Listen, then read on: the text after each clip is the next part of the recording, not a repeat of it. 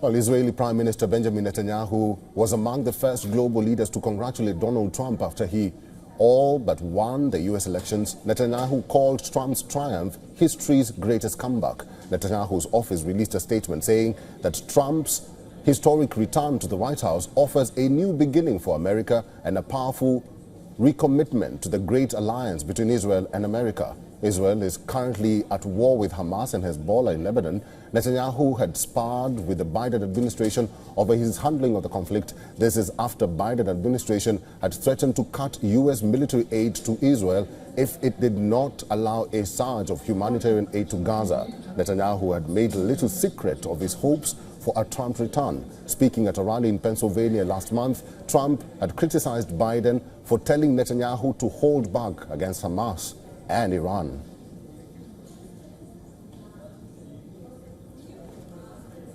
All right, let's talk to Dr. Farshid Bagherian from Tehran. He is a political analyst at the West Asia Studies Center. Mr. Bagherian, good to see you, and thank you very much for joining us at this hour. First of all, what do you think about Trump's victory speech? Thank you very much. The honor is mine. Let's talk about the new era that we are approaching right now, because after the election of the American people by electing Mr. Trump as a new president, something is going to be changed. I believe that the first step is till maybe 21st of January, Mr. Biden will be still the president of the United States of America. But I believe that Mr. Biden and with his administration may not no longer keep on trying to make a peace process in Gaza, because there would be no fruitful for the Democrats and the Republicans. Right about with Mr. Trump, they are trying to offer a new doctrine to the world that we are not pursuing war, and we are trying to spread over the peace all around the world. Maybe this is some metaphysical or maybe based on idealism, but I believe that we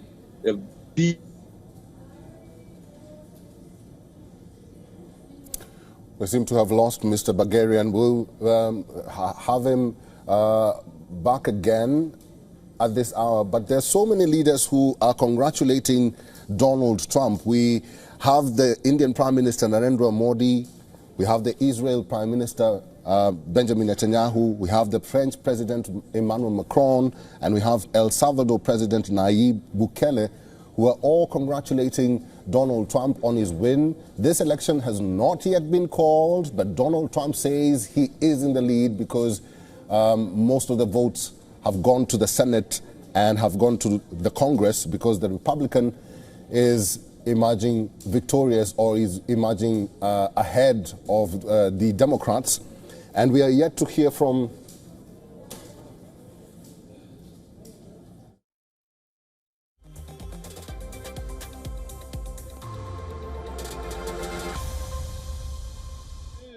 has called Georgia officially for Donald J.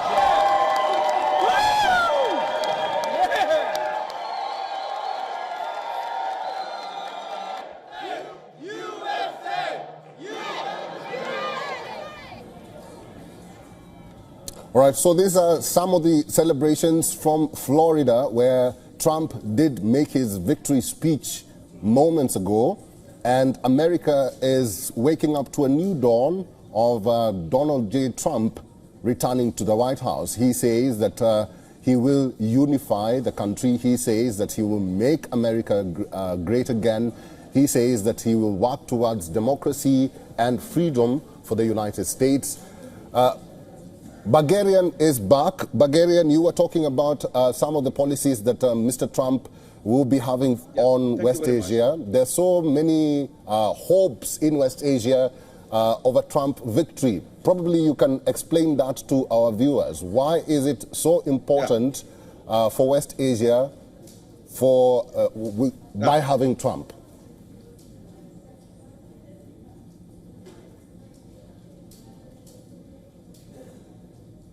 Mr. Bagherian?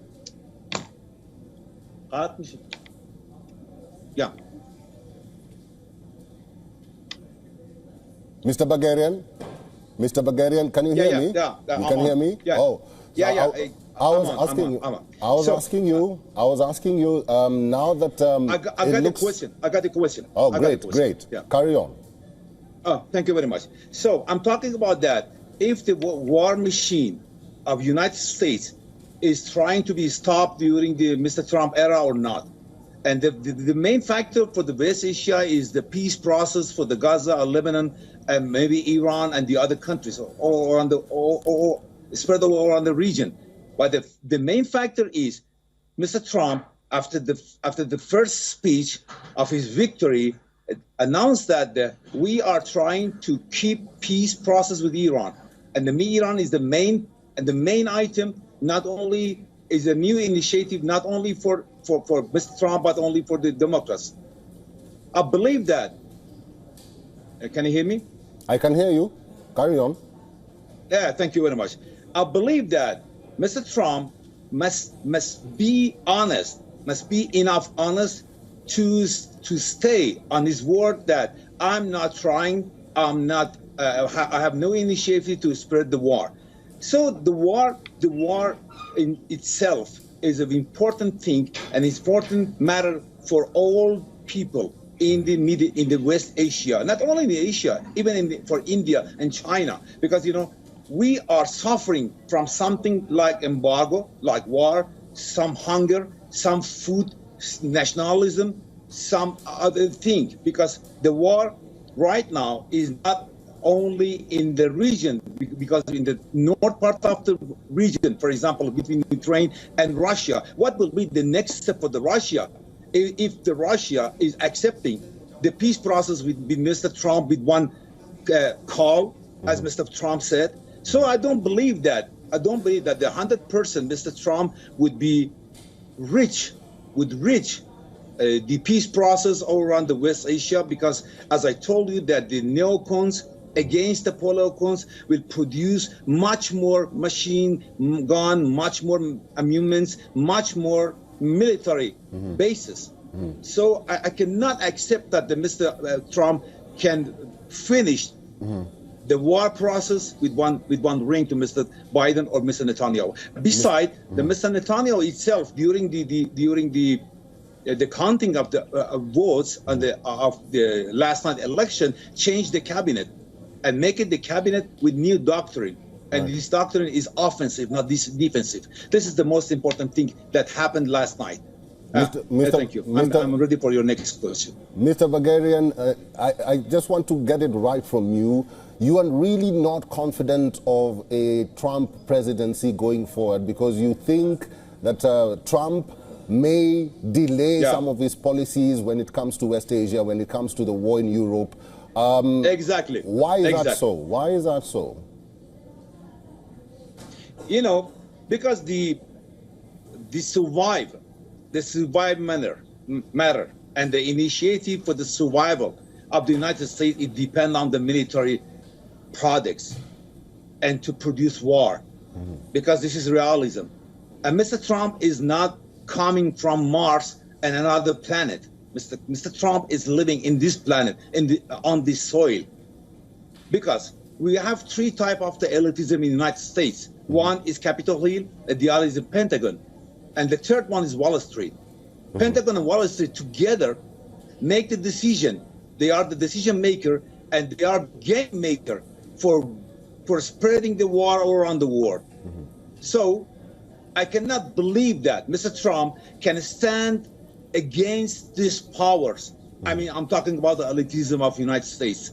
So I'm not trying to discriminate the Mr. Trump. No, Mr. Trump has no power, because remember that Mr. Trump, 2 months before, maybe more than 2 months before, from this court to another court, every other week he has his own court. And the penalty for the first court was more than $450 million. And Mr. Trump was not able to pay for that. Right. Didn't pay for that. Somebody else paid for Mr. Trump. So for this reason, Mr. Trump can start the war.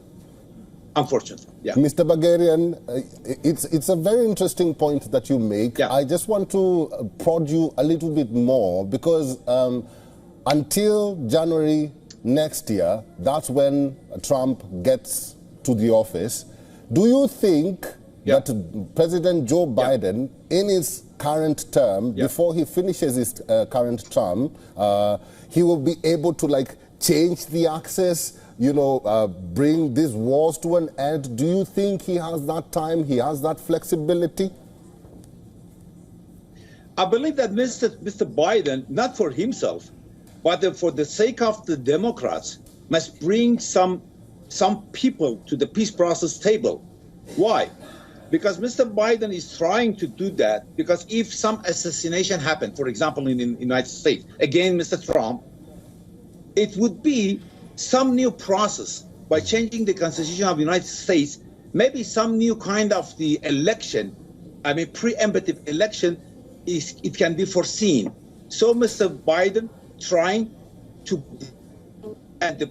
make people sit down to the peace process table just for the Democrats. Just for the sake of the Democrats. All right, I think we'll have to leave it there. I've been talking to Dr. Farshid Bagherian. He's a political analyst at the West Asia Studies Center. He's live in Tehran. Mr. Bagherian, we'll have to leave it there. Thank you very much for talking to us today. Thank you very much. Thank you very much for the invitation. Have a good day. Bye. For all the latest news, download the WION app and subscribe to our YouTube channel.